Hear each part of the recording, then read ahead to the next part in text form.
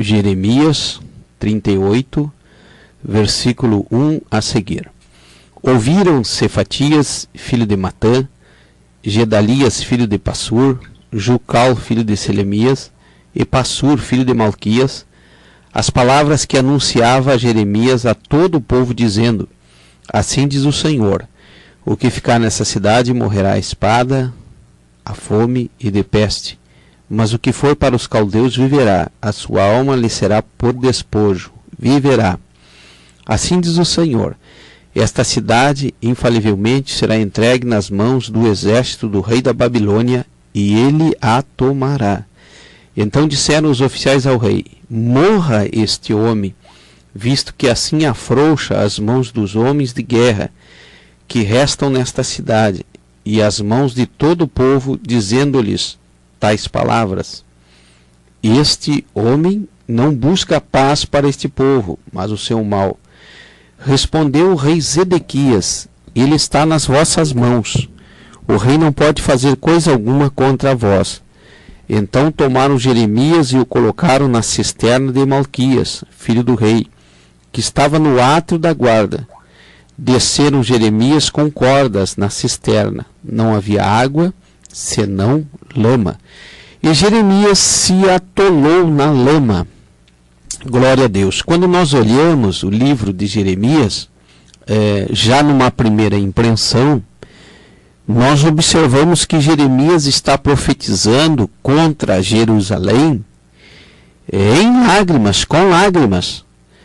E ele era chamado o profeta chorão, ele profetizava em meio às lágrimas, porque eu tenho a convicção que Jeremias não queria profetizar nenhum mal para Jerusalém e para o seu povo. Isso aconteceu no ano 589 a.C. E no capítulo 38, Jeremias ele é jogado na cisterna com lama, sem água e com lama.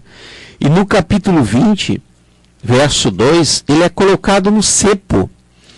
Nós, observando a vida de Jeremias, nós vamos ver que ele é um profeta incompreendido, não é aceitado, não é aceito, melhor dizendo. É um profeta rejeitado, porque ele vem pregar, ele vem trazer, ele vem profetizar a verdade. Israel havia falhado com seu Deus, os israelitas, os judeus haviam falhado com Deus, e agora eles iam sofrer a consequência do seu pecado.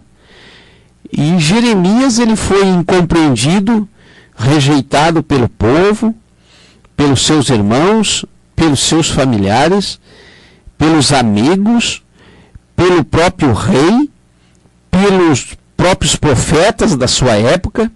Jeremias não era aceito.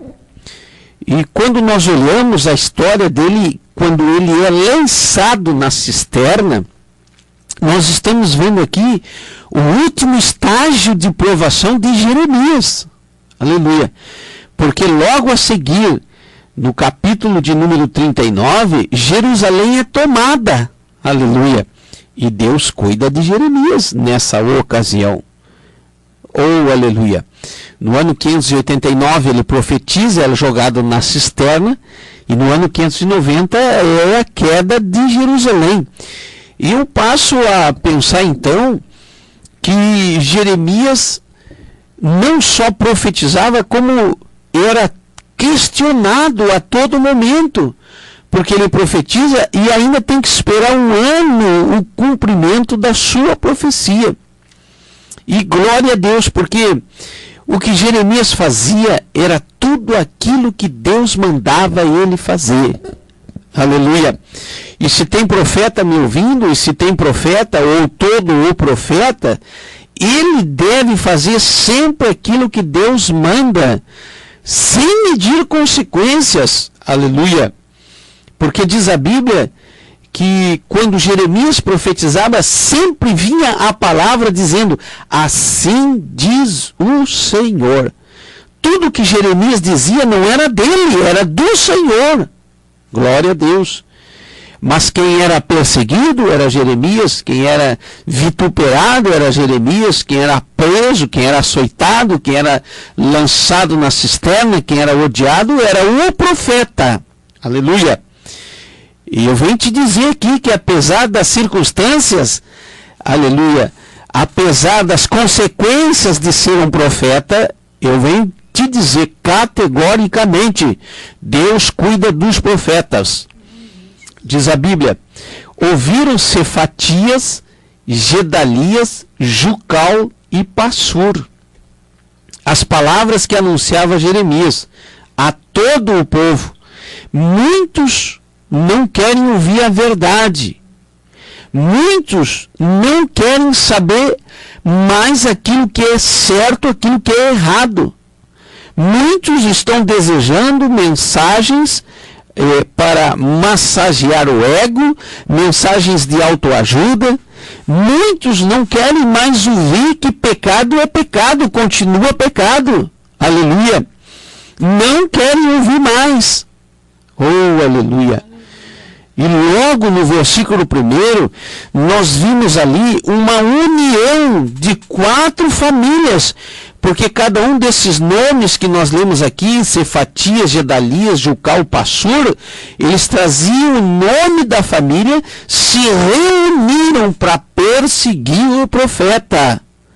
Todo o profeta que fala a verdade pode ter certeza de uma coisa: farão reuniões para calar a boca desse profeta. No versículo 2 diz a palavra de Deus: assim diz o Senhor, o que ficar nessa cidade morrerá a espada, a fome, a peste, mas o que for para os caldeus viverá, a sua alma lhe será por despojo, viverá, diz 2 vezes. E Jeremias estava dizendo: assim diz o Senhor. O que o Senhor estava dizendo? Estava dizendo espada. Oh, aleluia. O que o Senhor estava dizendo? Fome. O que o Senhor estava dizendo? Peste. Aleluia. Mas quem for para os caldeus viverá, viverá. Aleluia. O próprio Deus está dizendo que não haveria mais outra solução senão enviar a espada, a fome e a peste para aquele local. Oh, aleluia, glória seja dado o nome do Senhor. Se fosse perguntado a Jeremias, qual é o recado que você gostaria de dar ao povo, Jeremias? E eu tenho certeza que Jeremias não ia querer dar um recado que a espada ia vir, que a fome e a peste iam vir. Não. Jeremias era homem, igual a Elias, com as mesmas paixões que nós. Certamente ele não iria dizer uma palavra dura, aleluia, para Israel. Glória seja dado o nome do Senhor. Nós não escolhemos palavras duras para entregar ao povo. Quem dá a palavra é o Senhor. E o Senhor está falando: espada, fome e peste. Oh, louvado seja o nome do Senhor. No versículo 3 diz a Bíblia, mais uma vez, o recado: assim diz o Senhor. Se tem uma coisa impressionante, era o privilégio que tinha Jeremias de ouvir o recado direto da boca do Senhor. Embora não fosse algo agradável, Jeremias, aleluia, tinha experiências com Deus. Deus falava diretamente com ele. E o que ele diz no versículo de número 3? Que a cidade seria entregue aos babilônicos. Aleluia. A cidade seria derrotada. E eu quero te perguntar: quem profetiza hoje derrota? Nós estamos no tempo da graça. Mas se perdermos a essência, aleluia, pode ter certeza de uma coisa: as coisas não vão ficar fáceis, não. Louvado seja o nome do Senhor.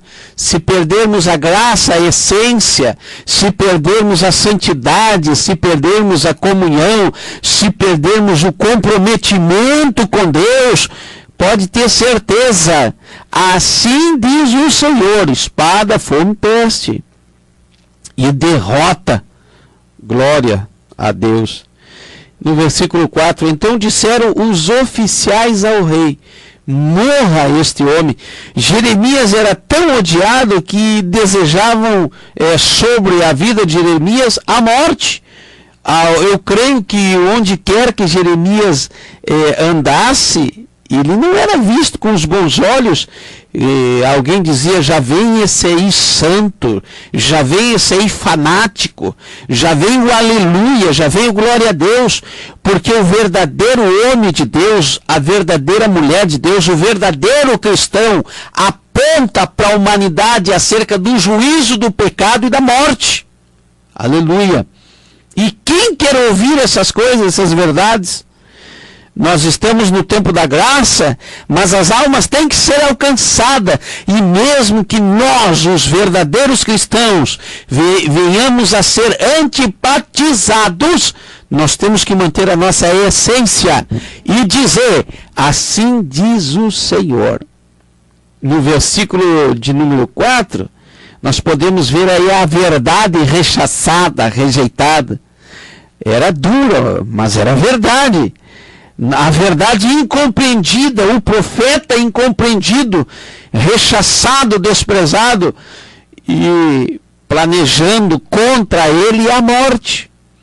É como se fosse uma espinha no rosto do jovem, um corpo estranho no corpo do jovem, aquela espinha, e que ele quer extrair com as unhas, se livrando daquele corpo estranho. Assim é o profeta, o homem e a mulher de Deus.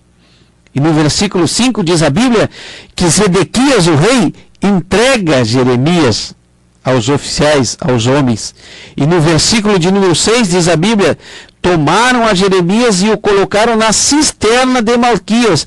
A cisterna tinha até um nome lá, de tão famosa que era. Caía lá dentro e morria, porque não tinha água. Muito frio, logo em seguida dava ali uma infecção de pulmão, uma pneumonia muito forte, e acabava morrendo em meio à lama, aquela umidade com mofo, e vinha a óbito. A cisterna já tinha o nome, Malquias. Quanta crueldade prepararam para Jeremias, e desceram Jeremias lá com cordas na cisterna, que não havia água senão lama, e Jeremias se atolou na lama. Uma cisterna tipificando toda a crueldade da humanidade contra os homens e mulheres de Deus. Cordas, quando nós olhamos cordas aqui, tudo que querem fazer com os profetas é amarrá-los, amordaçá-los, impedi-los que eles venham pregar a genuína palavra. E tiram dele a água, sem água, joga na cisterna, sem água. Logo nós entendemos aqui, pela tipologia bíblica, que não havia a palavra de Deus lá onde tinham jogado ele. Jeremias na lama, aleluia, num lugar úmido, gelado, eu acredito, e logo ele iria ali morrer, se Deus então não levantasse a Ebed-Meleque, um etíope, um eunuco da casa do rei, que ficou sabendo que haviam colocado Jeremias naquela cisterna, e foi até a porta do jardim lá e falou com o rei. E Ebed-Meleque diz ao rei: ó rei meu senhor, estes homens agiram mal de tudo que fizeram com Jeremias o profeta, lançaram numa cisterna e certamente ele vai morrer lá de fome. Aleluia, porque não há mais pão na cidade. Glória seja dado o nome do Senhor. Ebed-Meleque fica sabendo, e Ebed-Meleque se torna o instrumento de Deus para o profeta. Aleluia. E aí nós já podemos entender que Deus sempre tem os seus instrumentos para socorrer os seus profetas. Aonde quer que eles estejam, em situações quer que eles estejam passando, e Deus levanta os Ebed-Meleque da vida, os instrumentos de Deus para socorrer, aleluia, nas situações mais difíceis. E diz a Bíblia que o rei ordenou a Ebed-Meleque e mandou que tomasse 30 homens e fossem lá tirar o profeta da cisterna. Quando nós olhamos Ebed-Meleque mais 30 homens para tirar o outro da cisterna, nós entendemos que a dificuldade era muito grande. Foi fácil colocar ele lá. É fácil descer, difícil é tirar de dentro da cisterna.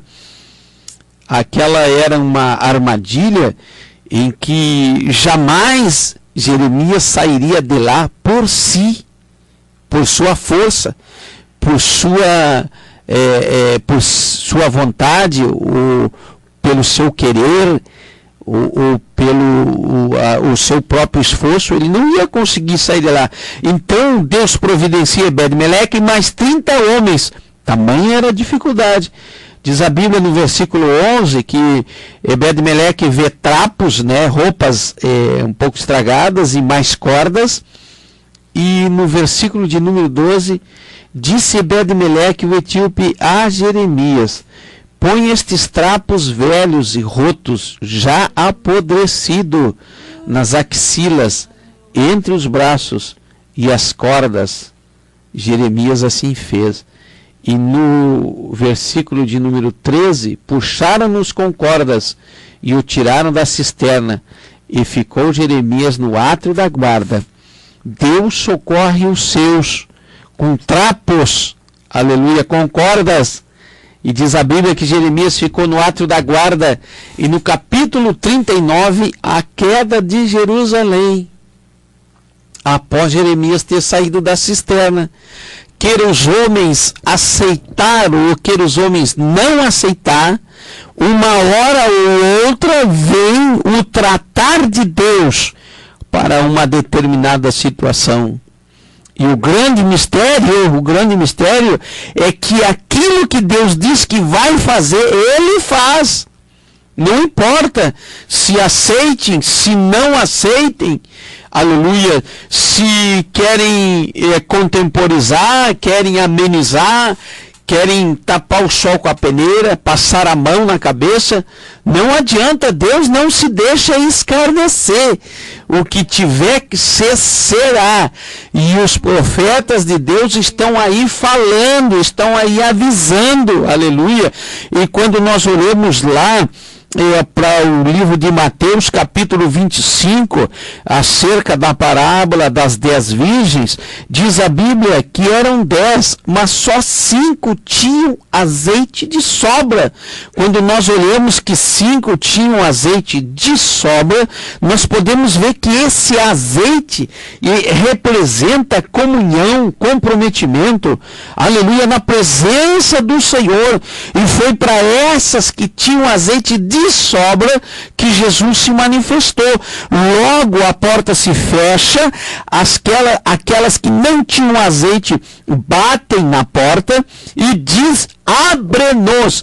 E o Senhor, de porta fechada, diz do outro lado: não vos conheço. Deus só conhece quem tem azeite. Um dia a porta vai se fechar e aqueles que não conseguirem alcançar, espada, fome e peste. Deus está usando os seus profetas. Deus usou este Jeremias incompreendido, rejeitado, caluniado, perseguido, aleluia, sem oportunidades. Mas um homem de Deus, que Deus falava com ele e as coisas se cumpriam. Como eu já falei aqui, eu tenho certeza que Jeremias nunca quis o mal de Israel, o mal de Jerusalém. Eu tenho certeza que se dependesse de Jeremias, ele nunca queria que a sua cidade fosse tomada pelos babilônios. Aleluia. Mas isso aconteceu, Deus falou e aconteceu. E a Bíblia está dizendo aí, se o juízo de Deus, lá no livro de Pedro, começa pelos da sua casa, o que não será daqueles que não são da casa. Aleluia. Deus passará a peneira, Deus tratará com o povo cristão, e eu tenho essa convicção, porque Deus precisa mostrar quem é e quem não é cristão de verdade. E somente vai se descobrir quem é, quem não é cristão de verdade, quem confessar ou negar a Jesus diante de grandes dificuldades. Aleluia! E Jesus está avisando, a palavra de Deus está dizendo, os profetas estão falando, aleluia, há muita conturbação no ar, mas a palavra de Deus está sendo pregada. Glória seja dado o nome do Senhor. E se nós que estamos aqui, eu e você, choramos pela obra do Senhor, choramos para o Senhor salvar as almas, aleluia, isso tudo é válido diante do reino de Deus. Enquanto uns estão por aí se degradando, querendo um lugar do outro, ou projeções eclesiásticas em busca de cargos, aleluia, engessados pelo próprio sistema, sem poder fazer algo, sem poder fazer nada, ainda existe 7.000 que não dobraram os seus joelhos a Baal e que estão fazendo a obra do Senhor. Oh, aleluia! E essa obra é a que vale diante de Deus, porque o aviso está sendo dado a Israel, o relógio de Deus, Deus tratará com Israel. Aos cristãos estão sendo advertidos, estão sendo orientados, estão sendo avisados. E ao povo gentílico, que ainda não conhece a Jesus, está sendo manifesto o Evangelho. Em primeiro lugar, assim diz o Senhor a todos os profetas. Em segundo lugar, Deus diz, assim diz o Senhor, espada, fome e peste. E em terceiro lugar, Deus cuida dos seus, aonde quer que esteja. Receba essa palavra no nome de Jesus.